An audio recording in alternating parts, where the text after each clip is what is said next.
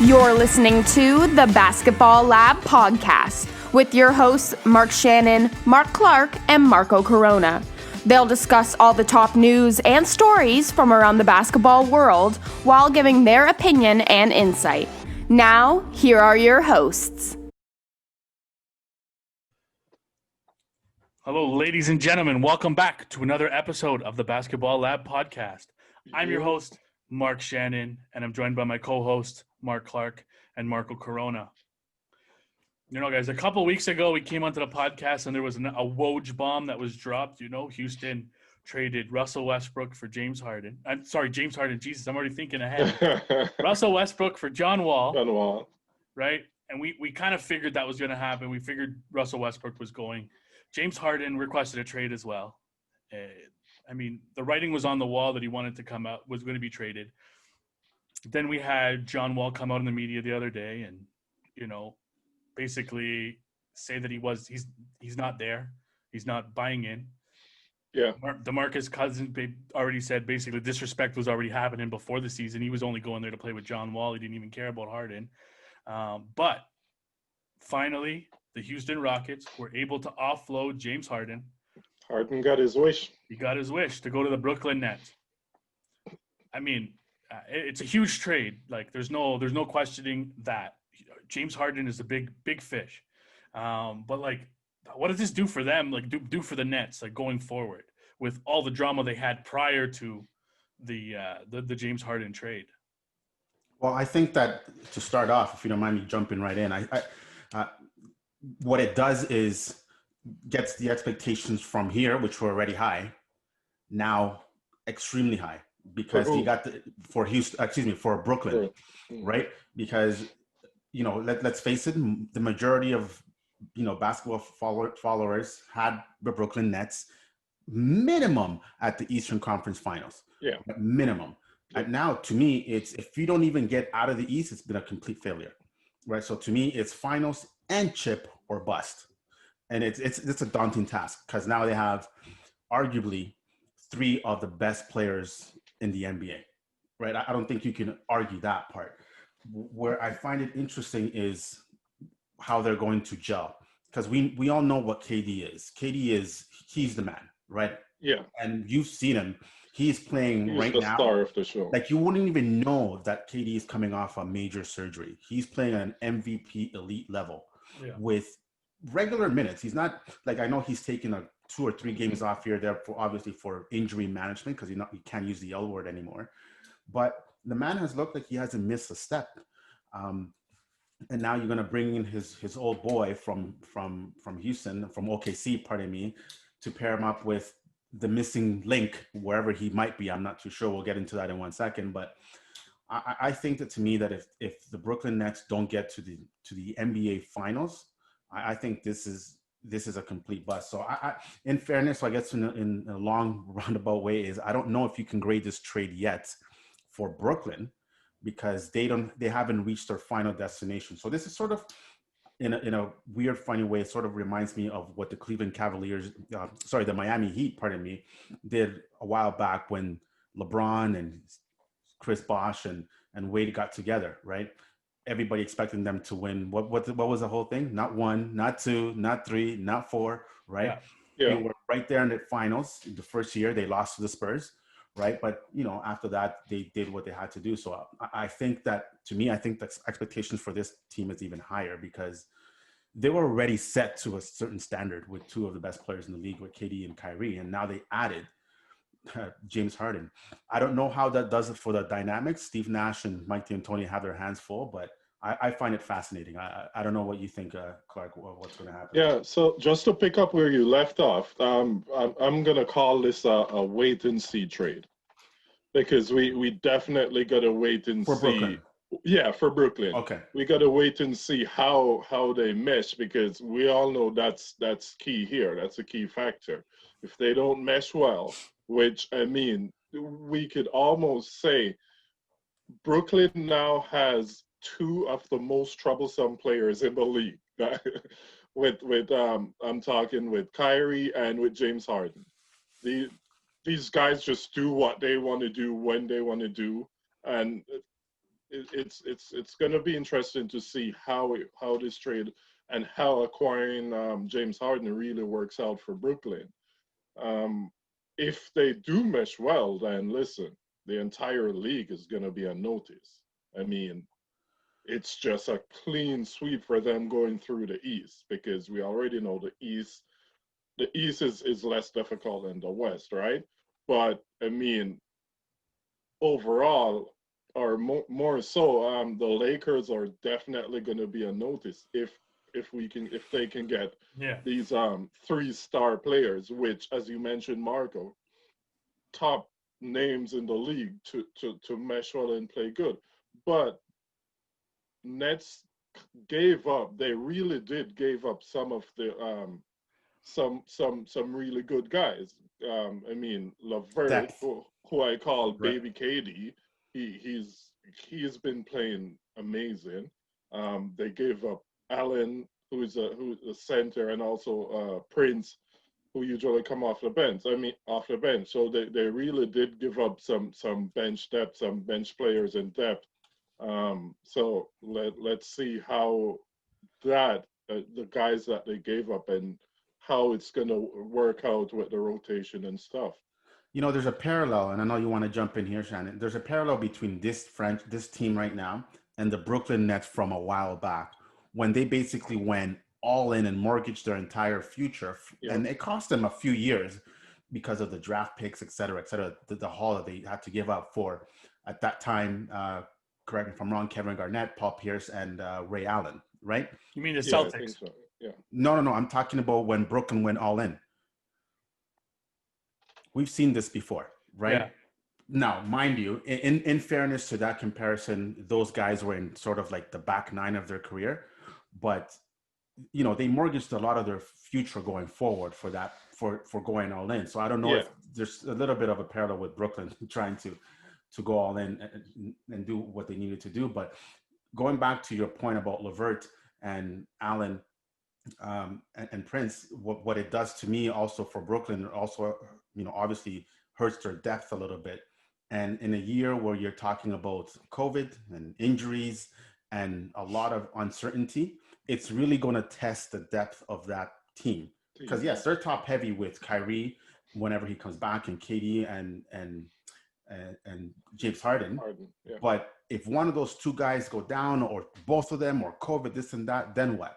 Right? Yeah. So they go from a great team to, you know, the Brooklyn Nets of last year, basically, right? With all the respect, minus the depth. So I think it's actually weakened them a little bit in the depth. And defensively, let's face it, I know a lot of people say, well, James Harden is an improved defensive player, blah, blah, blah. That's nice. He's still average at best. Yeah. Right? And he sometimes at the right place at the right time, and he gets lucky with steals and this and that. But, you know, he's a matador. He'll just let you go right by if he doesn't feel like playing. And I mean, to me, that's going to be the real test. I'm not worried about KD, but to your point, Mark, it's, you know, with Kyrie, whenever he comes back, and James Harden, buckle up, Steve Nash. It's going to be fun.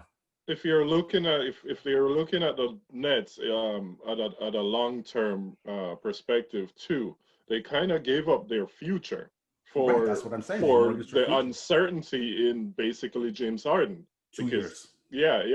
Right. And he's basically unstable and uncertain too, just like Kyrie. So I mean, they technically gave up some of their future for superstar James Harden, but we'll see.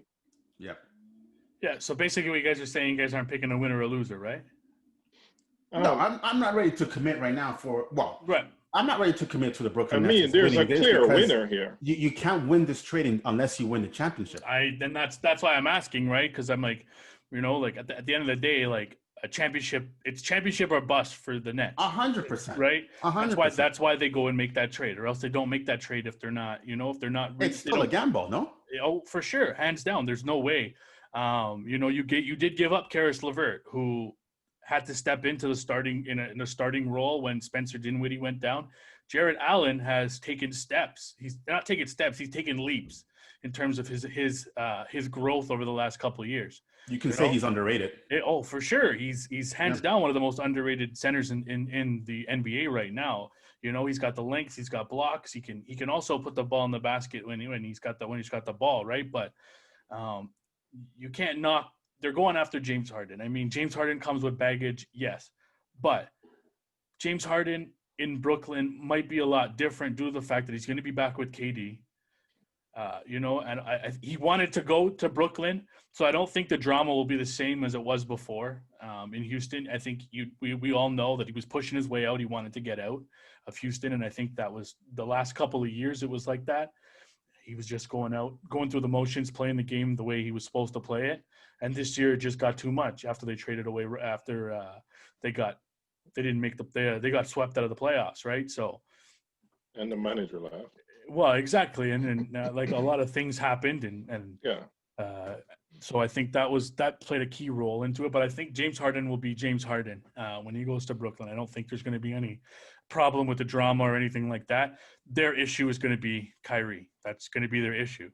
If they get him back, if they don't, you're relying on KD and you're relying on James Harden to do the heavy lifting.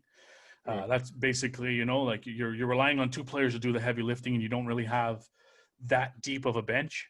Yeah, there's still Jeff Green is there, right? He's the versatile Jeff Green, the veteran who's also got chemistry with James Harden and KD, right, from their OKC days and Houston. But you also got Luau Cabarro is there. He's going to get more playing time now without.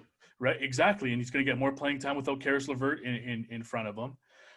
Joe Harris is still there. DeAndre Jordan is still there. So, I mean, I think the Nets are all right. And when it comes to playoff times, if Kyrie buys in and he comes back and he plays, I think this team is going to be they're going to be hard to beat, definitely hard to beat, because the Nets are going to rely on those guys to play 30 to 35 minutes a game, right? You're not going to really need a bench when it comes to play. Well, you're going to need a bench, but I mean – You're right. I see what you're saying. Right. The bench gets shortened. You're not going to really a few minutes, right. Minutes, exactly. Just to give them a few minutes of rest. But at the end of the day, I think the Nets championship aspirations come down to Kyrie Irving and what he plans on doing. Right. Yeah, and I mean, you ask if there's a clear winner here. We can't pick a clear winner for this trade when it comes to the team. When it comes to the teams, but clear winner here is the Brooklyn strippers. I mean, James Harden is coming to town, ladies. I mean, I know it's been a bit rough, but better days are coming. Okay, better days are on the way. James Harden is coming to town. Just saying. So the economy in that particular industry is it's about to boom. Wow, it's about to be. Wow, it's gonna take off like the clear Bitcoin winners right now. are Trust me. the ladies of the night, the strippers, because James Harden is coming to town. Okay. Yeah, and clear losers are the ones in Houston. They're just like the strip joints in Houston, right? Huh? They're just punching the air right now. Yeah, right. No more tip for you. I said tip, by the way. Their breadbasket is about to leave town, bro. And he took the wings with him too.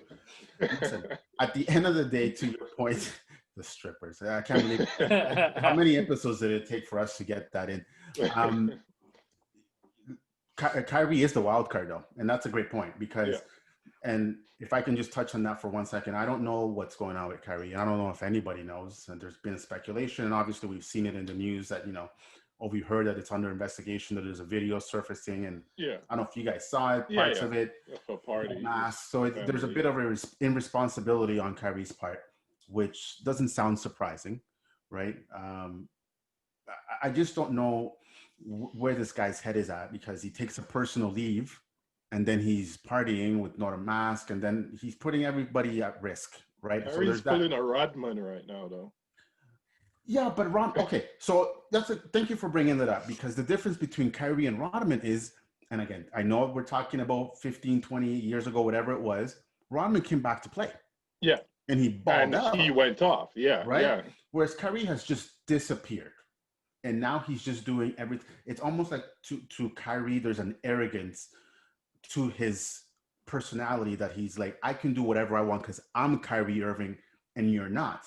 So when I'm ready to come back, because I don't owe you an explanation of this, I'm going to come back and drop 25 and tell everybody to F off because I'm Kyrie Irving. And to me, that's not fair. He's just gonna wave some sage around, like just wave some sage around when he gets back and just go on the course. You guys, man, you guys are just killing it today. Come on, man. You know they have Sage of the strip joints too, right? One of the strippers' name is probably Sage. Wow. Basically, yeah, probably. I wouldn't doubt it. And now coming to the stage. Stage. That right, eh? And you know what I feel like, though, in my opinion? I feel like Kyrie's going to be one of those superstar players that everyone just forgets about in a couple of years.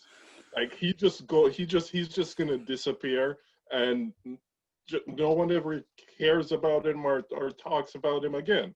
I mean, he's just, I don't know if unstable is the word to use, but he's just so unpredictable. I think he just doesn't care. Yeah. I honestly do think that he doesn't give a shit. Like, you have your teammates committing during a pandemic, this and that, and then basically you're George Hill with more money, right? I don't care. I can do whatever I want, right? He's in a different headspace. Right. So I don't know. But if there's, like, Kyrie, last year he sat out and he's talking trash about this, that, and the other, and you shouldn't do this and you should do that. But he, like, to me, and then he threw everybody under the bus, that everybody, what do they call them? Peasants, right?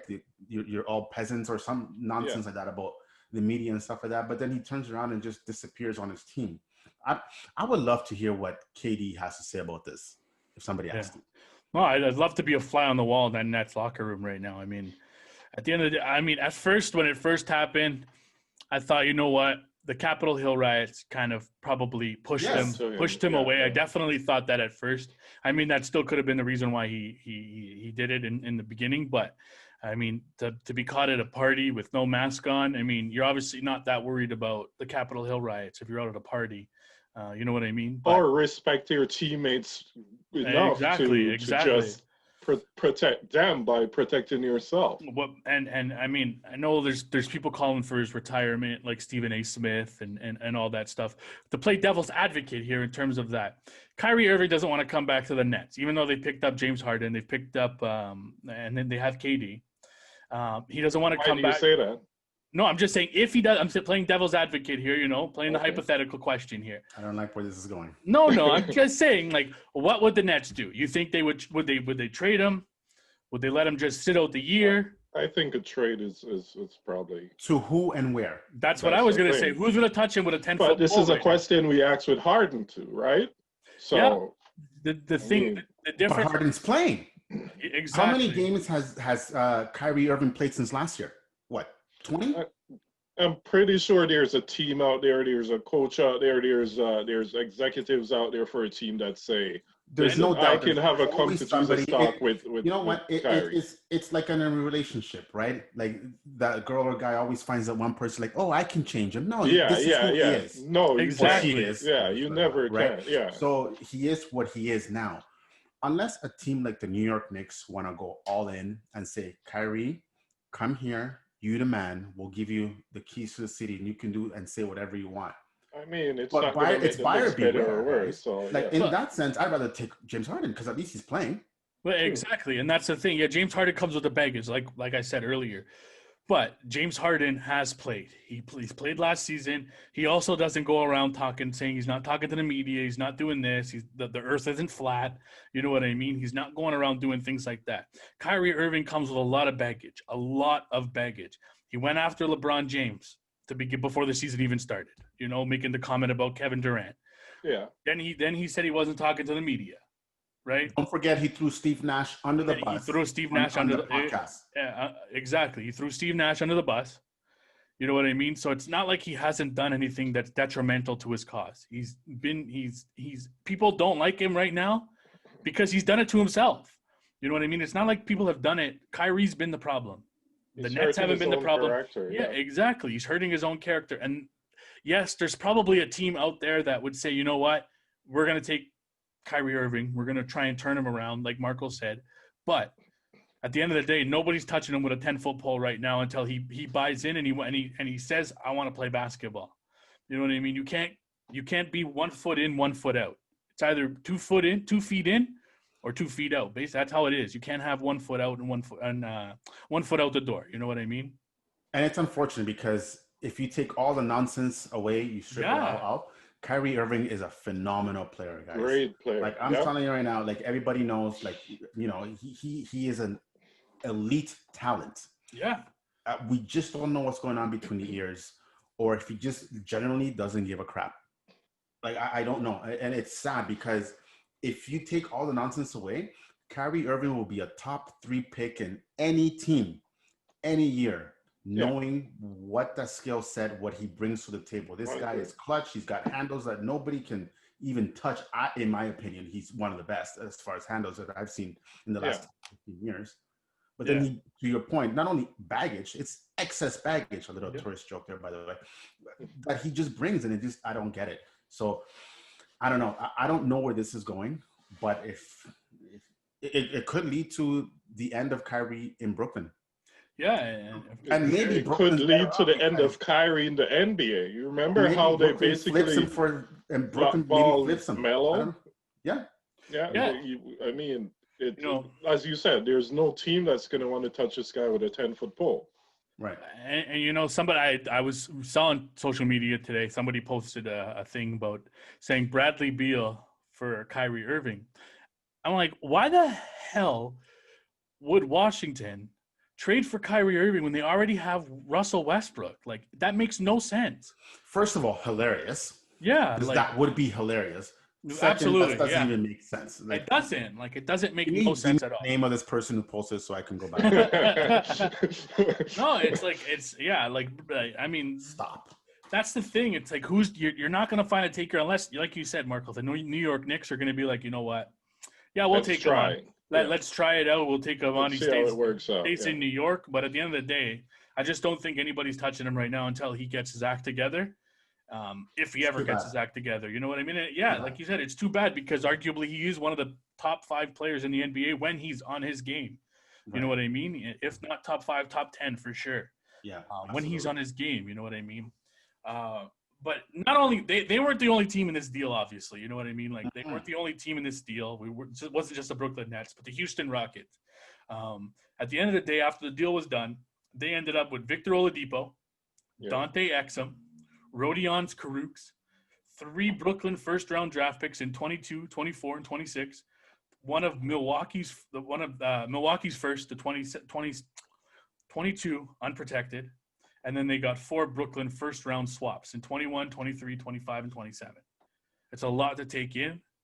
But, that's a huge haul for James Harden. Like, you're not talking about right? They didn't just get peanuts for James Harden. It's more than I expected, to be honest, for taking so long to trade him. Well, at the end of the day, I mean, the Rockets are you picked up Karis Levert and then you flipped him for Oladipo, who's on an expiring contract. But it's a risky move for a guy that could potentially turn into a steal for them, and he might end up signing with them, right?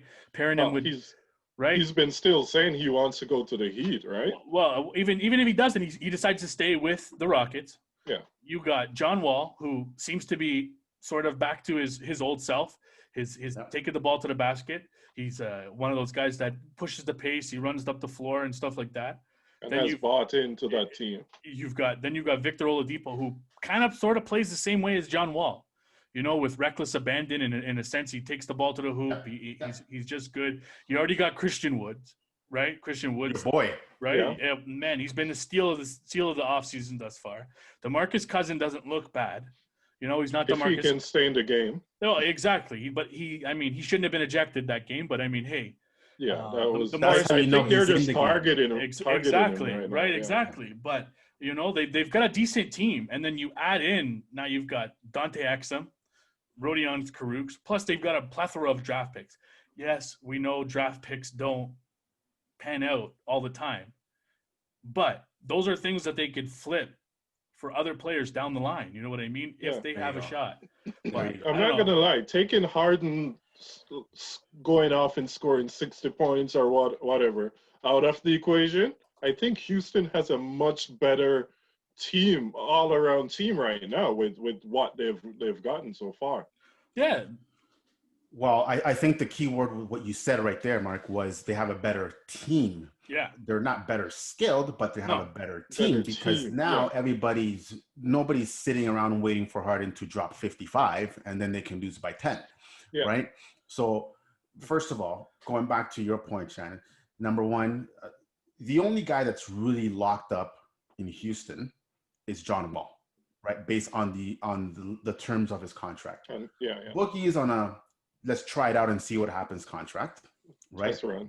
They got a bargain in Woods, he's probably going to get paid eventually, right? But if he continues his trajectory, they got a plethora of draft picks, which to your point, it's currency, so you can turn that into anything you want going forward. They shed James Harden, which was an issue. They got rid of Russell Westbrook, which was clearly an issue as well, period. Not because Russell is garbage or anything like that. It just wasn't the right fit. Yeah. Right? So all of a sudden, Houston, when we started this season, season as far as restarting the season, pardon me, we went from what is Houston doing to this is actually not bad. Right? It's really, if you think about it. Yeah. So now, regardless of what Houston does the remaining of the year, it doesn't really matter because now they set themselves up for the next 2, 3, or 4 years.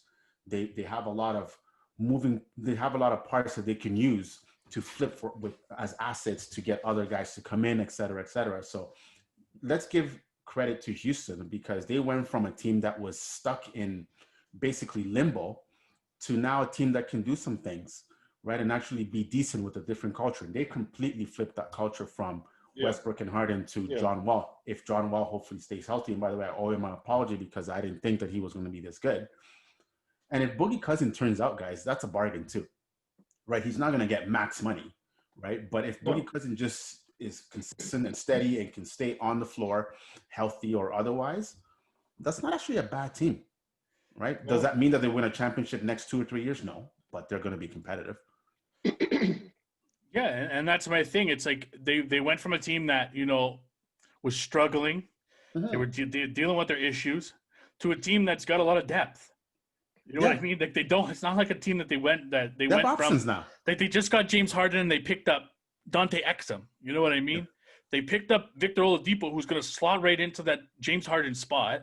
You know what I mean? They already have John Wall. They got Victor Oladipo, Daniel House Jr., right? They got PJ Tucker, who teams want him. He wants out.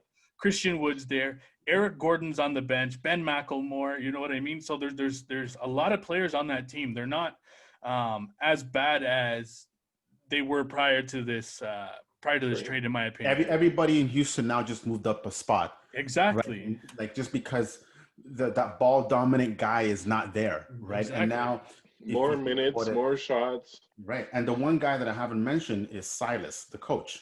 Yeah. Because now this is truly his team. This is not a team that was held hostage by one player. Now this is his team. He can properly run his system, right? He's a first-year coach. And to me, I wouldn't be surprised if Houston just starts rolling off a few wins here and then you're like, oh, they're actually not bad. Eventually they'll come back to earth. But usually that's what happens with the big change, right? There's like somebody lifts the lid of a pot, just let off the steam and then just run with it. Wheels start turning. So maybe if we go back to our original question at the start of this podcast, Houston wins the trade right now based on what they've set up themselves for the future. Yeah. Right. If we go back to, fast forward to June and July, whenever the NBA Finals is going to be, then we can have this conversation again. Yeah, exactly. And like I said, Houston's not tied down to they're tied down to John Wall, but they're not tied down to James Harden anymore. They're not tied down to Russell Westbrook. So they have options. They have things they could do depending on how good they get in the next couple of years. Are they going to contend this year? Probably not. No. But you know what I mean? Like it sets them up for the free agency this year. If they re-sign Victor Oladipo, I think they're in a good spot. You've already got 3 key pieces locked up long term in John Wall, Oladipo, and Christian Wood, right?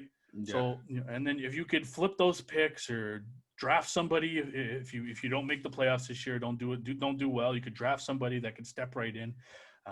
But it all depends on what happens in the thing. But I think Houston did come away with more than I thought they would.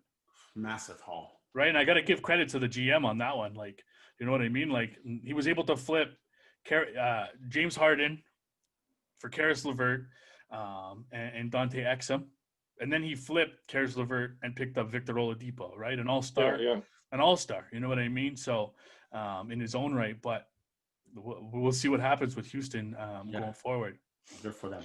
Can I quickly ask though? Yeah. What the hell is the Cavs doing with all these bigs? Are they just having a bench full of bigs, or I mean?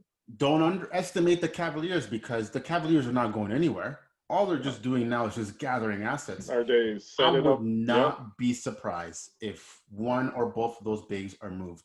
You know, whatever the March what's the deadline? March 6th, if I'm not mistaken, right? But you know who's sitting there like this, looking at the Cavs, though, right? I don't know what you're talking about. The Raptors. I mean, I don't know what you're talking about. They have all what the Raptors need, because obviously they need a big. See, but they need a big? I mean, except Chris Boucher, I think they need a big. Here's the thing, and that's a good point. If this trade happens, 3 weeks ago or whatever the case is, we probably have a different tone of conversation here, because we don't know what we didn't. Anybody tells you that Chris Boucher was going to do what he's doing right now? No. Either a complete, can tell the future, or a liar. Yeah. Right. Chris Boucher, the way he's playing now, and again, the NBA is not built for big guys anymore, et cetera, like traditional ones. But nonetheless, not to digress too much, if he continues to play the way he plays, it changes the way you build your roster, because now you have it's almost like getting another guy that you didn't know you had. He's playing like a point center. Right. So we don't know what's going to happen with the Raptors if they continue this trajectory, as far as, sort of not getting off the schneid and sort of either be at or below 500.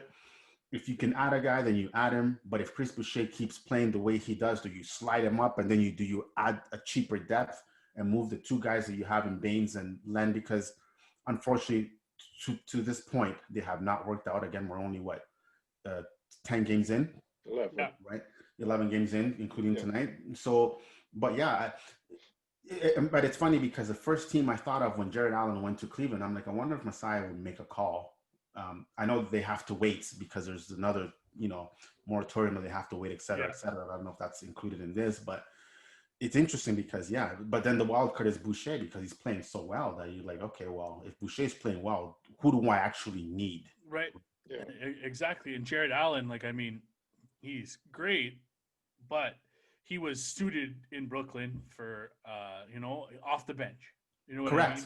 It's not like he was a number one option. Chris Boucher is exactly that for the Raptors. He's not the starter, which bringing the energy. He might be the starter down the road, but down the stretch of the season. But right now, he's that guy that brings the energy. Right. And if you think about it, Boucher versus Jared Allen, there's a lot of similarities, but also a lot of differences.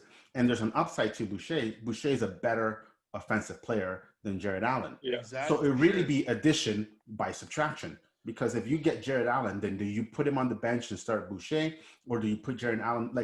Now it's Nick Nurse, so you never know, right? He can start Boucher and Allen.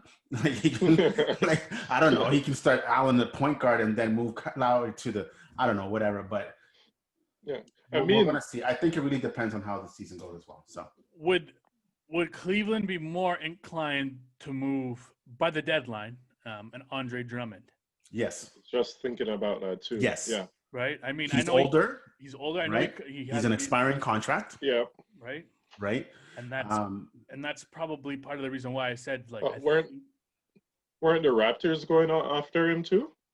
Which is why I'm bringing up Andre Drummond. I mean, at the end of the day, the Raptors they might not be battling for a playoff spot if they keep up their track record in the way they're playing right now. Don't forget the play-in, boys. Right. Well, that's what I mean. They may be in the play and they may get into the 10th. They still have a 77% chance of going to the playoffs. I mean, just so you know. You buy a new calculator? What is that? They're in the Eastern Conference. You know what I mean? So anything can happen in the Eastern Conference. You know what I mean? But at the end of the day, right now, you know what I mean? They're 2-8. They're going to win tonight. So they'll be 3-8.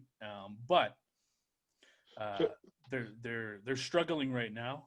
Siakam's come on; he started to play very very well. So he's not getting traded. Is that what you're saying? No, Definitely not. Yeah, No, okay. you know what I mean. But you can't keep. That's what I don't I know if thought. you could keep sticking with Aaron Baines, No. hoping that he turns it around, and you're 3-15. You know what I mean? Eventually, you're going to have to make a move to try and get this team back into a playoff spot if they want to contend. You know what I mean? yeah. Right.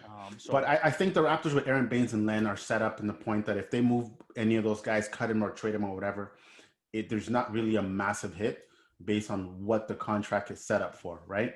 So, again, this is why it was a low risk, high potential move. If they worked out, great. You got him at a bargain. If they don't, then, you cut bait. And And I mean, yeah. Going back to Boucher for a quick second, I mean, the situation the Raptors have now, it would be the perfect situation with a Serge Ibaka in the mix, right? Because you'd start Serge Ibaka, and then you have Chris Boucher coming off the bench with the energy. No. What? Stop. Why do you need to bring back Serge? Like, can you stop? No, I'm nostalgia with Serge Ibaka. It's over. He's gone. I'm just saying it would have been the ideal situation, is what I'm saying, with how Boucher is playing right now. Right. But we all know Serge Ibaka type big would be ideal. Right. I mean, at the end of the day, the Raptors took a risk to set themselves up for a certain move at a certain off season, and it didn't work out. And I'm sure that Bobby and Masai knew that there was a chance that if it didn't work out, it was going to be a swing and a miss, right? And that's what it was. So. And by swing and a miss, I don't mean that blow it up and start from scratch, but I mean that there was a potential that if we don't get this move right to set ourselves up for 2022, then we're going to have to do some other things that are going to get us back a step back before we go another step forward the following year, right? Right, exactly, and that's why I kind of posed the question of Andre Drummond in terms of because the Raptors are one of the worst teams in terms of rebounding. You know what I mean? They're in the bottom third. Yeah. They're in the bottom third of the NBA thing, and Andre Drummond's averaging 15 rebounds a game right now. You know what I mean? They could use the Cavs. We know are going to come back down to earth, even though they made these trades. They're going to come back down. They've already started that. They're at 5-7 after starting the season off 4-0. The Cavs know exactly what they're going to do. Exactly, and that's why I'm saying that could be a move if the Raptors could somehow get themselves back into the playoff picture. That's a move. That's a move and that's what I think. I think if they don't get themselves back, if they're 3-15 or they're 5-20 or whatever it is, okay, well, they're not coming. They're not going to be making moves. Problem, right? There's a problem there. And I said this to you guys in our chat before, and I said, get me to 500, and then let's talk. Exactly. Just get to 500 and start playing better, and that's it. Because in the East, 500 gets you maybe 6th, 5th. I don't know, right? And again, we don't know how the season's going to go, guys. We really don't know. Teams are playing with 8 players, 9 players, whatever it is. And man, oh man, like if you can reel off 4 or 5 wins in a row, you're right back in it. And there's a lot of season to play. The last time I checked, there were just 5 games behind. So that's nothing. Yeah, exactly. And Brooklyn's 500, barely over 500. So relax. Yeah, I mean, another team I wanted to touch on in terms of this trade was the Indiana Pacers. Yeah. I mean, did they get worse or did they get better? I don't know. I'm confused about that. Well, I mean, okay. So can we agree that Oladipo versus Levert is? I think they got better with Levert. I mean, to base how Oladipo's been playing since he came back from injury, with what they have in now, Levert, I think they got better. Correct. So based on the 2 players, Levert is a better player. Obviously, I think it's right now. No contest, right? Yes. Who's their closer? Brogdon. Stop. He's not. He's not their closer. Okay. Giannis might disagree with you, but that's I think story. At some point Levert is going to be their number 1 option. Is that enough? Are the Pacers just battling to be relevant? Because they have a good team. This is not an insult. They have a good team. Yeah. But I still think that they're one. They just don't have enough. That they need one player to push them over the edge. Everything to go right. To me, they are the Raptors 2 years ago. They're really good. Right, they have a bunch of good guys. They have a bunch of good pieces. They just don't have that one guy. And I think I also think they need to fill out that depth on that line on that team. Kyrie, but Well, no, come on, joking, now. I'm joking. Come on now. I'm just saying, like, I mean, throw that in there. Can you imagine Kyrie in Indianapolis? Oh my God. No.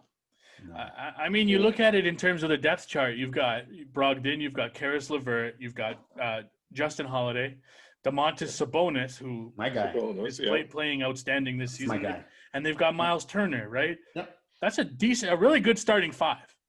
I mean, it's starting five that's got a lot of length. Yes. You know what I mean? A lot of length. They were tough to defend prior to this. They're going to be even tougher to defend with Karis Levert on that lineup. You know what I mean? So I agree. I definitely think the Pacers definitely got better in terms of this. They also got Karis Levert. I think he's locked up to a deal for the next couple of years at least. Yep. Whereas Victor Oladipo is done. You know what I mean? He's more than likely finished, and he wasn't coming back to Indiana. So I think the Indiana Pacers got better with that, and Nick Bjorkgren seems to have this team playing very good basketball right now. Also have Doug McDermott, who is an okay player too. Yeah, no, I like I said, they're not bad. I just said a lot of their defense. I mean, their depth isn't as strong as it would be for a contending team. You know, you need to have a lot more. You can't rely on Doug McDermott, who doesn't score. He's not Creighton Doug McDermott anymore. You know what I mean? He's not scoring 3-pointers. To Creighton. Wow. Right, exactly. You know what I mean? T.J. McConnell. You know, those guys. Those guys aren't the guys that are going to push you over the edge. Yeah, you know what I mean? Yeah. But I just think the Pacers have gotten a lot better. They are 7-4 already this season. Yeah. I don't think they got any worse. As Marco said, they're what the Raptors used to be before before Kawhi came. The season before Kawhi. Maybe a step below that. Yeah. What I was trying to say with the Pacers are a pesky team. Like if all the pieces are going together, they're going to give you a hard time, and they're going to annoy the shit out of you. Yeah. Right. But at the end of the day, like a team like Brooklyn, to me, that's Brooklyn in 5 or 6. Right. But it's not going to be a 5 or 6 easy games. No. 5 or 6 grinded out. Yep. Yeah. It's going to give you everything they have. Miami's seen it. Right. Miami seen it last year, and they had, you know what I mean? Yes, and Victor Oladipo, I think he was hurt, or he wasn't, or he wasn't playing, or he just came back, whatever. Correct. Yeah. And they still gave him a hard time. Yeah. You know, T.J. Warren's not there. That's right. We didn't mention that name. You're right. You know what I mean? So and he had a heck of a season last year. Right? Unfortunately, they're missing him. Right. But he's not a finisher. But he would help. Exactly. But that's what I'm saying. Like, they have pieces there. Yeah. And they've got pieces that are locked up long term. You know what I mean? It's not. They're on the right track in terms of getting that team back into the playoff picture, into the contending thing. But the big question, I mean, for everybody, I mean, the season, James Harden and all that stuff, but COVID, I mean, Jesus. These health and safety protocols and everybody being out. Some teams only having 6 guys. Some teams having 8 guys. They've postponed 5, 6, 7, 8 games so far this season already. Yeah. You know what I mean? And there's more than likely going to be more. But in my question is, where does this lie? Like, who is the issue? Where's the issue with? Like, is it with the players? Are the protocols too stringent? Like, I don't think the protocols are harsh enough. I think that's the problem, right? And I'll use 2 examples, not to go back and relive this, but I'll use 2 examples. One being Kyrie and one being George Hill.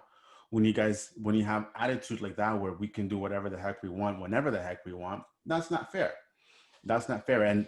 And not to get too political, but that's the mentality of a lot of people now during COVID, right? It's not about health and safety. It's about, well, you're taking my rights away. Well, you're also taking my livelihood away if you keep going out and doing irresponsible things and not wearing a mask, et cetera, et cetera. We can agree to disagree on whether lockdowns work, whether this, that, or the other works.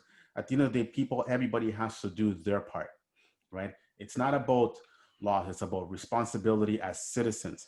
And just because you make $15, $20 million, it doesn't make you above anybody else, man. As a matter of fact, you should be leading the way because everybody looks to you, right? I'm looking at Kyrie, I'm looking at Katie, I'm looking at LeBron James, I'm looking at all these guys, and I need them to set the pace. I need to set the tone for what everybody's going to do, because let's face it, number one, if we're looking at the United States of America, the guy who's on his way out he wasn't Yeah. leading the charge. So we can take that off the table, right? But if we put that back on the table, everybody was looking at him for leadership. But if he's not doing it, why would I, right? So that attitude resonates down the line. It goes, et cetera, et cetera, et cetera. So to me, I don't know where the problem is, to answer your question, other than the responsibility or lack thereof. I think the NBA has done everything that they could to keep everybody safe. Yeah. But I think there's a sense of arrogance among certain players and certain, factions of society that they feel like it's not necessary. Certain entitlements. Right. And I don't know where this is going to go. Like, it could cause a pause. I know they talked about a 7 to 14 day pause. I don't see it happening. Obviously, there's a reason why they only released the schedule up to March, with the possibility of reviewing everything. I don't buy the fact that the bubble is out of the question. I think the bubble is very well in play. If, of course, I know that their union has to vote in, and et cetera, et cetera. But this is going to be a bumpy ride all the way to June, man. And I don't know what's going to happen. And and going back, it's going to affect the way players play, how teams, construct a roster, who you can trade. Do you trade for? Do guys get sick? Winning streaks and losing streaks. All joking aside, it affects how your power rankings are going to be, because you can be 6-1 one week, and then you get COVID on a back-to-back, and you can be 1-6 the following week. So it's not your normal season. I don't know what's happening, and it's frustrating, right? It's frustrating in all accounts. Yeah, as I said at the start of this season, if there's any time the NBA needs a bubble, it's this season. And they, as you can see, they need it more than ever now. I mean, with all the protocols that they have in place and stuff like that, at the end of the day, as George Hill says, some players are not buying into it. And I mean, this COVID thing, as you mentioned, Marco, it has been so politicized in the States that it's more about my right and what I want to do versus the health and safety of everyone. As George Hill says, he's a grown man. You can't tell him what to do. So unless they go back to a bubble where all the teams are in the bubble and it's a little bit easier to control what everyone does, it's not going to work out. And at some point, there's going to be a stoppage of play at some point. But the problem is attitudes like George Hill, because even though, listen, none of us want to be at home, stuck at home, we can't go to your favorite pub, you can't go this, that, and the other. Nobody wants to do that, right? Like some of us have bigger families or smaller families who want to do this, that, and the other. It's been an adjustment, and we are 10 months in, right, into this thing. Yeah. We all thought it was going to be 2 weeks max, and then we're all going to go because it's just a flu, take an Advil, and it'll go away. And it's January, middle of January. We're still there. As a matter of fact, we're actually worse now than when this thing started. Back in March, yeah. So where is the responsibility, right, from everybody? Like, it's, I don't know, man. And guys like George Hill, that to me, that's just not good. It's not a good look. Yeah, I mean, you guys saw my comments yesterday when I posted that in the group chat, what he said. I mean, at the end of the day, yes, and I get it. I understand they want to be with their families. I understand that. Of course. Who doesn't? I understand it. You know what I mean? But at the end of the day, you're a professional athlete. You don't get held to higher standards than anybody else. Yep. At the end of the day. So if your owners and the people who pay you your contracts say, we're going into a bubble and you got to do this to play, you either don't play, don't get paid, or you do what they say. You know what I mean? At the end of the day, that's what it is. But the NBA has gone to more of the players kind of control things a little bit more than in any other sport. You know what I mean? Because the NBAPA has a lot of sway, a lot of currency in terms of what happens. You know what I mean? But at the end of the day, like, the players have to be willing. I don't think a bubble is going to happen. I just don't see it unless it happens in March or closer to playoffs. I think that's a possibility. Right. That's when I think it would happen, closer to playoffs. I don't think they're going to ask them to, from January to June, stay in a bubble. You know what I mean? That's a long time to ask somebody to be away from their family.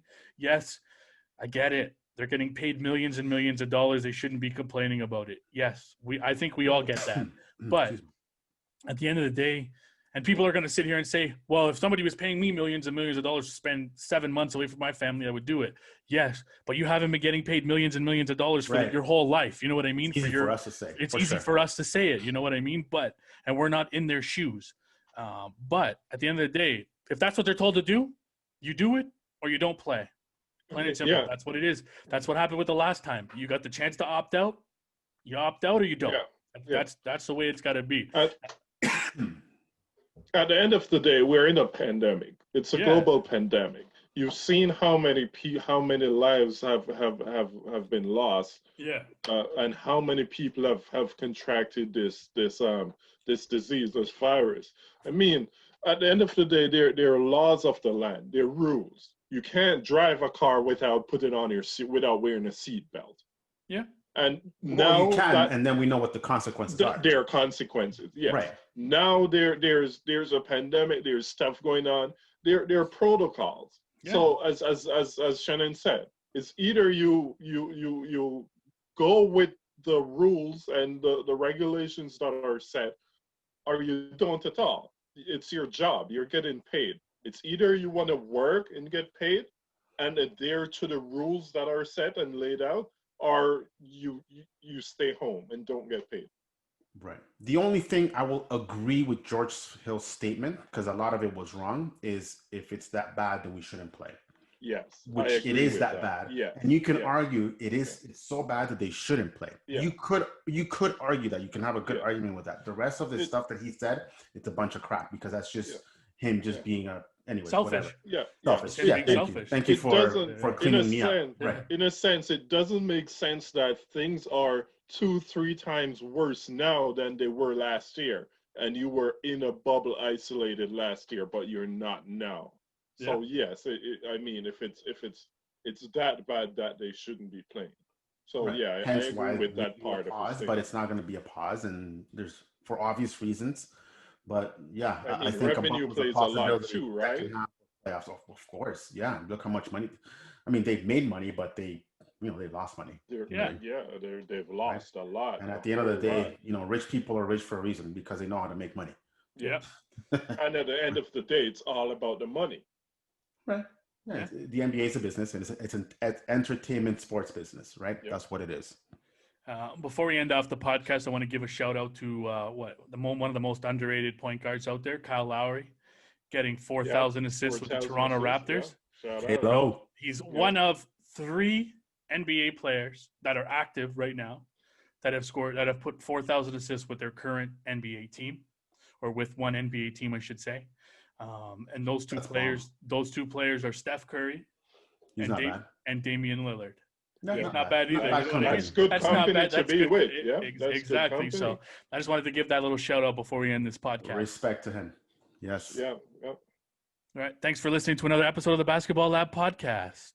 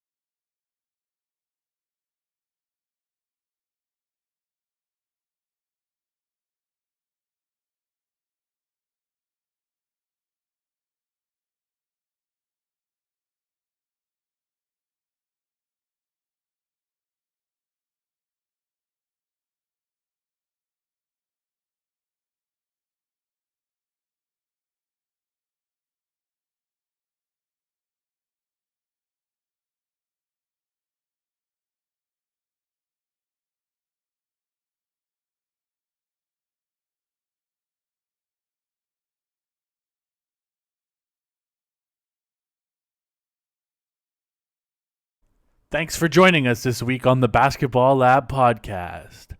Make sure to follow us on our social media. You could follow us on Instagram and Twitter at the B-Ball Lab. You can also subscribe to our YouTube channel, the Basketball Lab podcast, and you could also find us on iTunes, Spotify, and Amazon Music.